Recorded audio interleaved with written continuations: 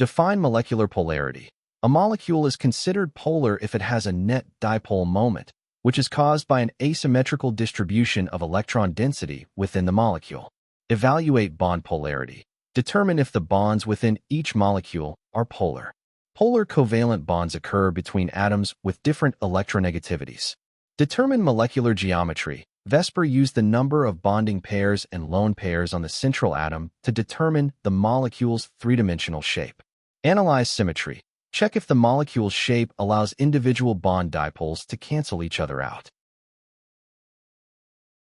If a molecule is highly symmetrical, like linear or tetrahedral, and has identical terminal atoms, it is typically nonpolar. Apply to SO2. Option B. Sulfur has 6 valence electrons. In SO2, sulfur forms bonds with 2 oxygen atoms and has 1 lone pair of electrons remaining on the central atom.